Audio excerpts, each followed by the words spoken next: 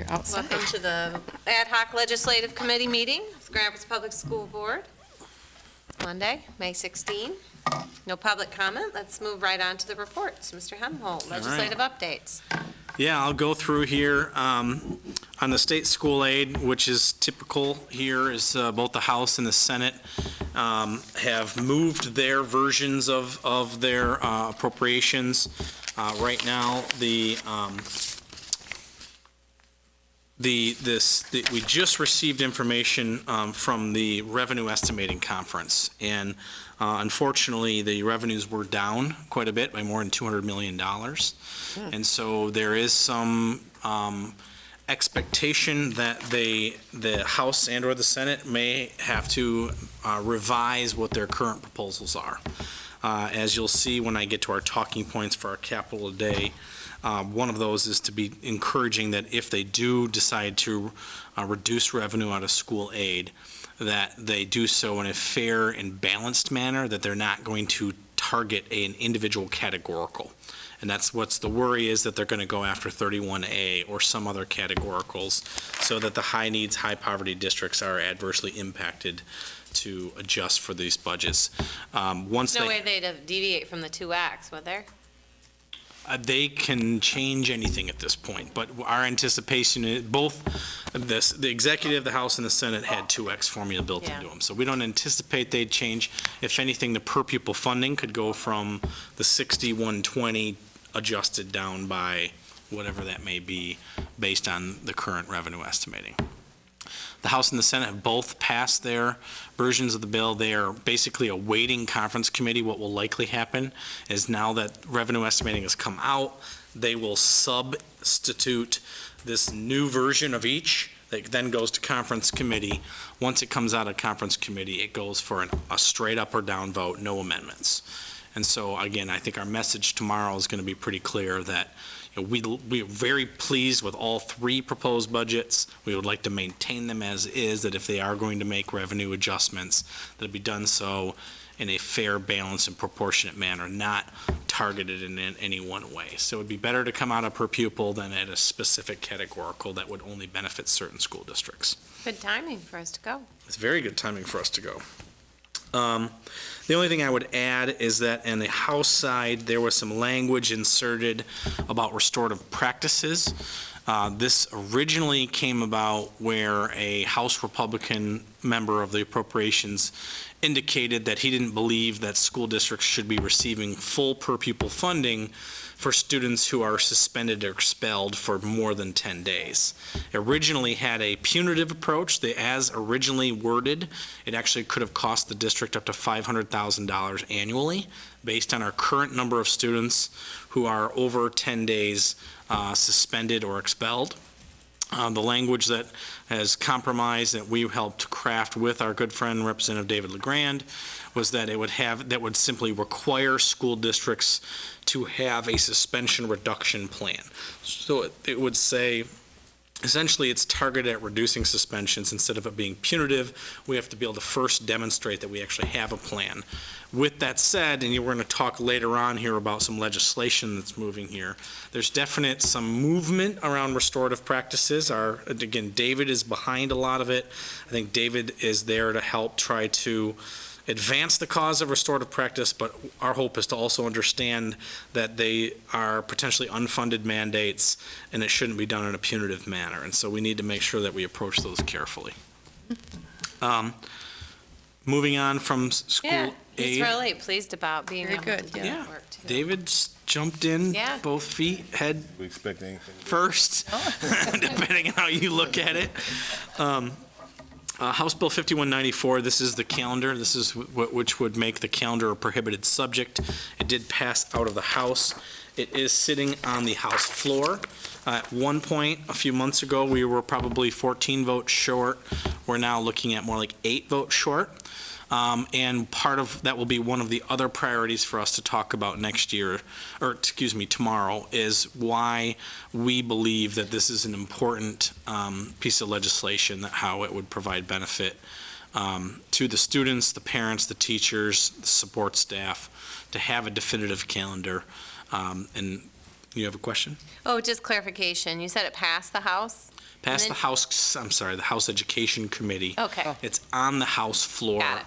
Awaiting action. Got it. The House floor leader originally was skeptical. I know that Chris and Rusty had met with him. They've started to understand the need more.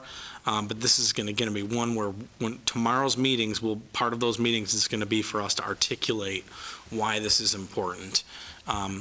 Can you articulate that for me? Sure. I mean, again, this comes back to. I want to be sure that I understand. Sure. We as evidence, we are required to negotiate Right. the calendar. I know. Unfortunately, our negotiations, in large part due to the fact that we don't necessarily have money at the table, have been stalled and typically have gone well beyond the start of, either the start of school or even well beyond July 1st. We believe that this is a pure administrative matter where we have an obligation to inform our students, our parents, our employees about when their start back dates are for employees. When's the first day of school? When are vacation days? When are conferences? When are all of those important things in order to maintain and really run an educational enterprise is the basics of a calendar. We would still be required to negotiate as well as fund I the understand. financial side of it. This is simply pertaining to the calendar itself, where we would be able to provide definition and really not have the calendar, because it's unfortunate in this case, a lot of individuals in the district also don't understand. They just don't understand why we don't have a calendar. I don't understand it From either, a public frankly. perception standpoint, we get criticized externally as well as internally, yet there's a lack of recognition of the complexities of this and how the district has a high value on getting the calendar Right. done, because we know in order to function, you might recall a year ago, we didn't get a calendar until the middle of August. And this board was on the brink of imposing the calendar, which was a action of last resort. We had no other option. And so you had individuals who were supposed to start back but didn't start back because they didn't know what the calendar was. And I totally understand why we have to have a calendar, and the earlier the better. Yep. And right now, we have a right, I mean, is it part of bargaining? It is, isn't it? We're still It bargaining. always has been. And it's particularly more challenging today because the state mandated 5 additional days. Yeah. And to give you an example, it's Christmas break. This is the common calendar that the ISD, all the ISD districts have agreed upon.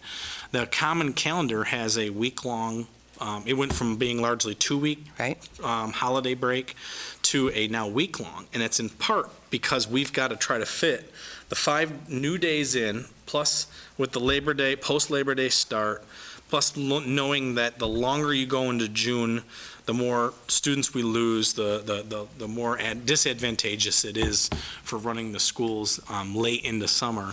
And so even with the common calendar, you have this on the table. Right. Where here we are, it's, pushing on June, we still don't have a calendar. And at the rate things are going, it could very well go into August again. And that's one of the objectives of bargaining, is the union side, the teacher side would say, we have to have some way to bargain. And that's one of the issues. So that's one of those difficult ones for some of us liberals to do. Yeah, I know. I understand I struggled with it. I mean, I At the same understand point- totally our need to have the calendar. Right. Absolutely, I get that. It's just, I completely understand where you're Yeah, coming from, and I struggle with it. I think I would have struggled with it more if I hadn't lived some of the ramifications. I've As a lived. parent within the I've lived the school. ramifications. Well, I'm not saying you haven't. I'm just talking about myself right now. Yeah, yeah. I'm talking about myself Oh, yeah, right I now. understand From that. an ideological standpoint, to remove one more leverage point for the union That's right. is a concern. And that's my But- concern. I understand totally Yeah. why we need a calendar. Absolutely, I've lived it. Yeah, But I know it's a bargaining Right. issue. right. I understand. But having seen the sure. academic impact side of it on the system,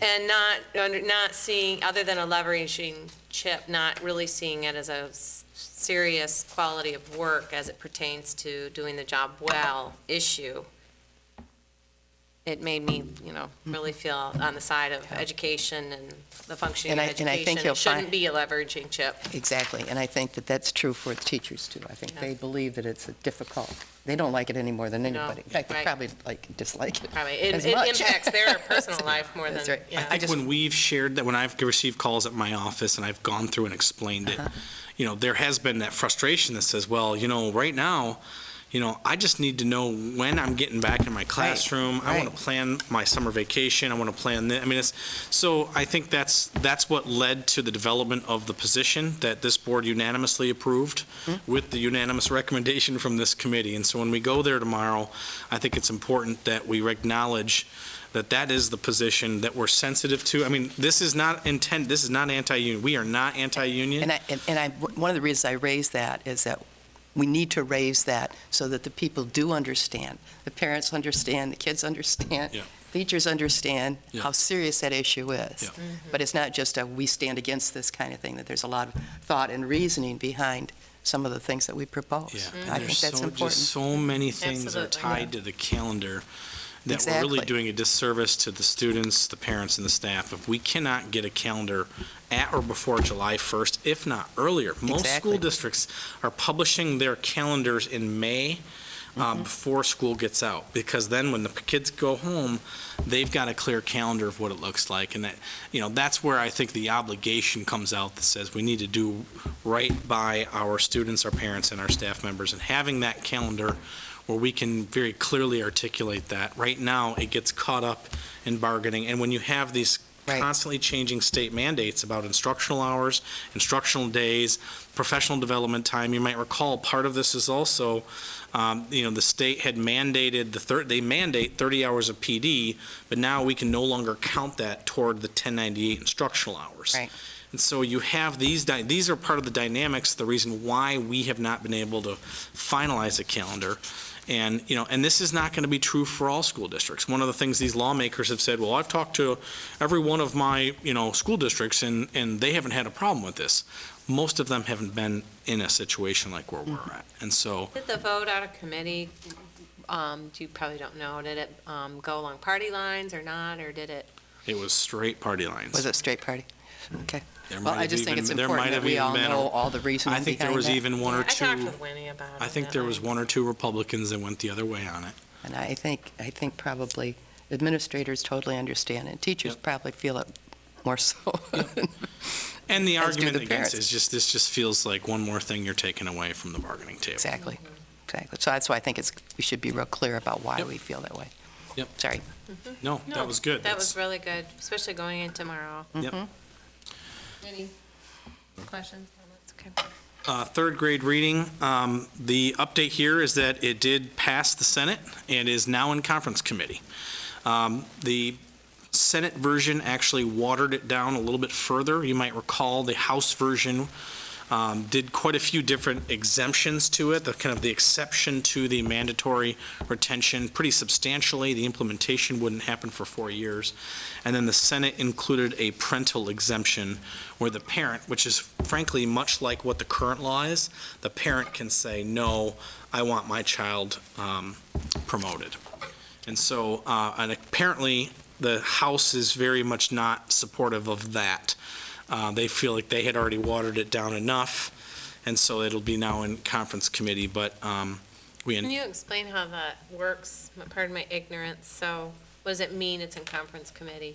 So when you have the House and the Senate differ on the same pieces of legislation, they take a team. In this case, it'll likely be the Speaker, the House Education Chair, the House Education Minority Chair, Amanda Price, Adam Zemke. Right. And the same thing, so you're going to take that from the Love, Senate yeah. and the House. Typically, it's, 3 to 4 individuals. It's bipartisan, again, with the majority having, that one extra seat. They're going to literally get into a room. They're going to try to hash out differences. They typically will come to an agreement, and then they will take that back to their respective House and Senate for final approval. So you still got one more round here to go through. It's over this parental. Right now, the big difference is around the parental addition, but it looks like we're pretty close to third grade reading legislation of some sort. Which is, I would just add, reflective of every single thing that we put in there and more than what we even expected. Yeah, it's great. Sinking fund, House Bill 4388. The update on this is that, as you might recall, this did pass out of the House Education Committee. It is on the House floor.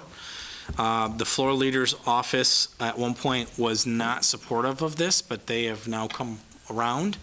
We're continuing to work on them, but we believe we've got the votes, and we believe that this is going to come up for a vote here, but the appropriations has really been, appropriations and Detroit Public Schools have just absolutely dominated the agenda, and Flint Water. I mean, obviously, those three things. So this one's, it's on the back burner right now, but it's one that we feel confident that we're actually going to get movement on it this year. The Senate Bill 754 to 767, the eliminate streamline regulations, this is stuck in committee.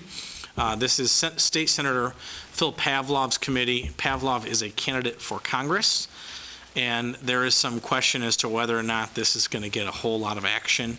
But we're kind of monitoring it. We're supportive of this. There's so many things that make so much sense about eliminating kind of unnecessary and burdensome reporting requirements. One thing that I will kind of use as we get into the restorative practices is these set of bills that I'll talk about in a minute, put a whole new set of reporting requirements, many of which we're already reporting to the state. And so I think we're going to be able to use this legislation. Call David? Yeah, I'm going to call David too. Good. Senate Bill 710 and 5382, the Detroit Public Schools. This is the one you may have kind of watched. Both the House and the Senate have passed their versions. The House version, as you might recall, is the Christmas tree of education reform, Michelle Rhee style, that gets into, expanding charters, a voucher-like system. It had everything in the Christmas tree listed into it, whereas the Senate version is actually largely based on what Mayor Dugan and the Detroit School Coalition are advocating for. The Senate version also includes the full funding necessary to not only address the existing $500+ million in debt that the school district is facing, but an additional $200 million that would boost the successor district. This is the old co, new co legislation, where essentially the current DPS and all its debt kind of goes into its own category, and this bill will pay off that debt. Then it creates the new DPS and provides about $200 million in funding, but it also provides for the Detroit School Commission that Mayor Dugan would be part of, and that's what the Detroit Coalition was advocating for. That has received acclaim from Detroit News, Detroit Free Press. Most believe that's the way to go. The House, however, did pass their version. Their version was also about $130 million less in startup funds than the Senate. So they significantly reduced the amount of money that would go to pay off old debt and help with any kind of new dollars for the future of the district. Well, they can't, and this is where they're, they're between a rock and a hard place in that, number one, Detroit Public Schools is now practically month to month on meeting payroll. And they've done some stopgap appropriations, $50 million here, but this is where the House Republicans see this as an opportunity to advance an agenda, and that's why they took everything you can think of that's been kind of on the Christmas tree of ed reform, put it all in one, says if we're going to give you $500+ million, you're going to agree to all these things. The Senate, on the other hand, didn't take that approach. The Senate basically said, we already have a gun to our head on this. We have to pay this if they default. The state's going to be on the hook for this thing one way, shape, or form. And so rather than delay it, get in now, pay it off, and have a plan for taking for stabilize the district and grow the district, which notably they're looking to us. I know their interim soup is coming to meet with Teresa and kind of study our transformation plan. Some of the things we've heard them talking about, as example, Montessori schools was one that was announced just recently as part of some of those investments in kind of new and expanded school choices within the district. So stay tuned for more on that. Let me see where I'm at here. Special ed reform. So the legislation has been introduced, Senate Bill 836, which is Margaret O'Brien, which would essentially mandate PBIS, which we already do, and Senate Bill 837, which would basically provide substantial restraints. This is on seclusion and restraint. This would basically prohibit seclusion and restraint with minimal exceptions, and if with those exceptions come steps that need to be taken, would define the appropriate use of seclusion in emergency situations. It would require educators to report the methods that they use, when they use it. It even has specific timing as to how and when those are used. This would also require best practices for data collection involving restraint and seclusion. They did hold hearings. Legislation is still in Senate committee. What we're hearing is that this will actually be eventually part of a larger package of special education reform that's tied to Lieutenant Governor Calley's report. And just to reiterate what those things in his report were, is to develop a more inclusive and transparent rulemaking process, improve access to and scope and quality of services, and the practice of restraint and seclusion, support parents, guardians, and educators with more resources and options. A lot of parents are really not well informed in the IEP process. And then this goes into creating a better problem-solving solution around dispute resolution, particularly around the IEP as well. And then,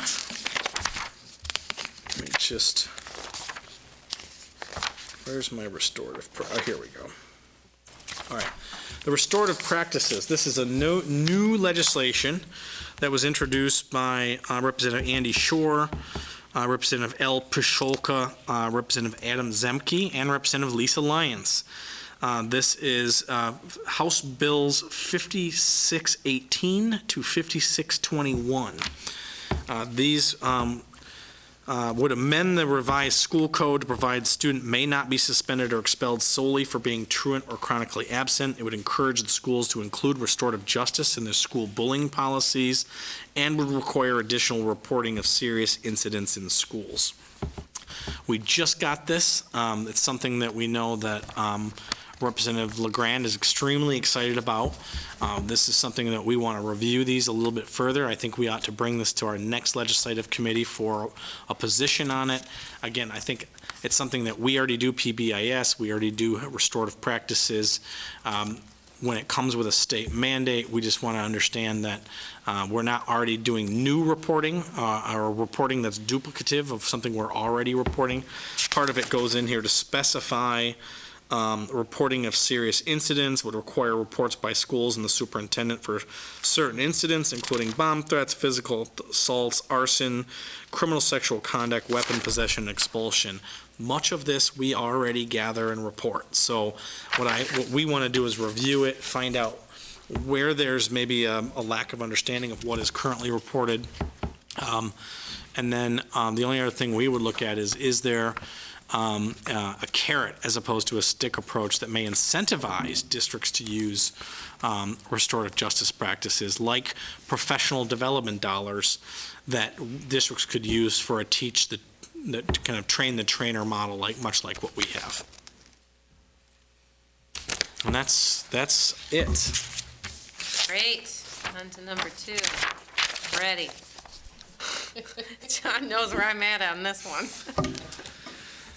So, House Bill 50, we've been approached by a number of our partners, including our friends at the ISD in the West Michigan Talent Triangle, of which we are a member, asking for this committee, this board, to take a position in support of House Bill 5463.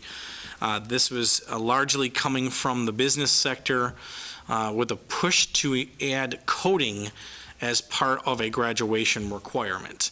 As we're looking, and this in part took a heightened level with the emergence of Switch, the new IT firm that's taking over the Steelcase Pyramid. The need for IT related jobs has increased substantially in the state of Michigan. This is where they're looking at somewhere within the state graduation requirements to require coding be part of those requirements. There's a group that's advocating that coding should be included as a foreign language. Right now, we have a requirement of the foreign language within our state graduation requirements. Proponents are arguing that coding is a form of language, obviously a computer language, and It's foreign to me. And that's it. So we had our former school board member, Jane Gietzen, who's been part of this as well, had asked if we were taking a position. Chris Glass, who's been out front on this issue with the Grand Rapids Chamber of Commerce and other members of the business community, and said, where do we stand? And so we bring it here to you for discussion and consideration for whether we are supporting it, neutral, or opposed. So I, Oh, no, my fault. I was just gonna say my first thought. I think it is obviously a beneficial tool to have in one's toolbox. I don't really see it as comparable to a foreign language. I mean, that's exactly where. yeah, I don't really think there's the foreign language piece. There's a humanities element associated with that I think is important.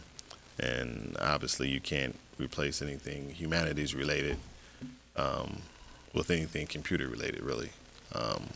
So I don't know. As of now, I don't think I would be comfortable in support of it.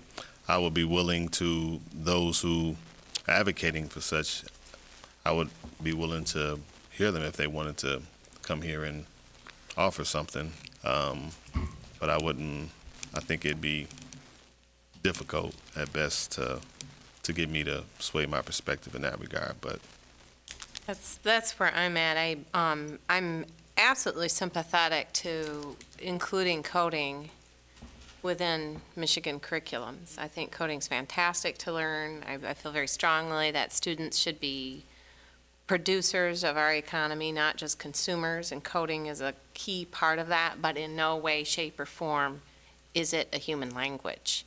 And so my concern is that we would undercut the number of students actually studying a foreign language. Those very students who might be proficient in coding should also be proficient in another language. And as Raynard said, it's a human element, or we're socially constructed through language. It's just not the same thing. And I think we're already weak as a state and a country in terms of how much second language requirement we have within the curriculum. All the research on how it develops the brain, how it develops us socially, how it develops oral perception, all kinds of things. Coding doesn't do that, so it doesn't make sense to me to use it. Great if they want to come up with a bill to try to require it or support it or implement it within our curriculums. In my mind, both foreign language and coding should be in the grade school curriculum, not just high school, but not as a replacement for a second language. I feel very strongly about it. But I would agree it doesn't replace the actual foreign language. And I really, Maybe necessary. foreign language is not a very politically correct term either. It could be a second language, you know. Like Ojibwe is more native than English, for instance. It's not foreign, but anyway, that's neither here nor there. We'll just change that. I think that language was actually coming Part of the code, I know. out of the No, I state know. But graduation. while we're at it, let's change that too. Second One language. step at a time. We're gonna So go to can I war. ask clarification? Is obviously we're opposed to, Supporting it. The question is whether we would actually oppose it. that's where I'm going And, with this. I think I Which would require a motion and and support and a recommendation to the board. at this point, philosophically, there's no question in my mind that I would oppose such a thing. I would like to call Chris and kind of, like Raynard said, have a sense of where they're coming from with it, and also have a sense of where the administration is here, of course. I think that's a good. Yeah. Is it where you were opposed to? We're definitely not. Let me just finish this. So it's opposed to requiring coding as count for foreign language. However, the board does support efforts that would include coding. I'm trying to see if there's something that at Yeah, least says, that's well, great, John. well, that we're Yeah. opposed to this. Opposed to We- it and as supports the need for coding to be Yeah. embedded in the curriculum. graduation requirements, we're good with that, just not as it counting as a foreign language. And that Yeah, pretty Would- much. would, Yeah, and definitely. if that goes forward in that way, there may be a potential to oppose it. Not Yeah, at this point. if it went forward in a way where it was counted as a foreign language, I think there would be potential to oppose it. But if it just went forward advocating for it in some other capacity, then no, I don't think that would So be. we're opposed as introduced, with the firm belief that foreign language, that computer coding should not count as a foreign language requirement, but that the Board of Education supports exploring other means by which coding could be incorporated into curriculum and graduation requirements. Yep, Yeah. absolutely. Sandy, I sure hope you got that. Okay, It's recorded. all right. Yeah. Unless you need to vote on it, unless you want us to, I feel like that's a position that you're taking. And so I'm inclined to say that I mean, unless this is, I'm just taking a verbal acknowledgement, I feel like we're in It is kind the of limbo. committee's recommendation that we oppose the bill as it stands for coding to count as a foreign language requirement. But it is our recommendation to the board that we consider supporting coding, exploring other avenues in which coding would be a required part of the curriculum or graduation requirement. Do I have a motion to support it? Support. All in favor? Aye. Opposed? We'll move that forward to the Great. board for consideration. Great, thank you. I do have one more item I'd like to add to the agenda, if that's okay. This is for tomorrow. Just a quick update on our capital day. We do have a full calendar tomorrow. Let's see if I can find it. So we are planning a full day. We should plan to meet at between 7:15 and 7:30 at the East Beltline Park and Ride, unless other arrangements are needed. Abby, our student rep, is coming, so I will be picking Abby up tomorrow, and then going to the Park and Ride. We should be at Rusty's office no later than 8:15 to 8:30. He'll have some refreshments for us. We have back-to-back meetings. Senator Nezik, and I don't know Senator Nezik at all, Representative Price, Representative Tim Kelly, Tyler from the governor's office, Representative Roberts, and then we have a lunch with Hildy, McGregor, Shootmaker, Affendulis, LeGrand. We're waiting to hear back from Brinks and a few of the others. And then in the afternoon, we are with Ben Williams, who we were at at the table with the state superintendent. So we're meeting with the state superintendent's liaisons. And then Senator Hansen. By the way, Senator Hansen has been the champion on the DPS, the version that's the kind of more of the Detroit Coalition record. And then Bethany Wixall from the budget office. And then we'll be home after that. So we should be home at a reasonable hour, possibly as early as 4:30. Did you already send the schedule? I did. Okay, thanks. And then these are the talking points that I just handed out. Obviously, I'll have copies with me. We are not going, I'm going to bring copies of the full legislative agenda, but we're focusing in on three things.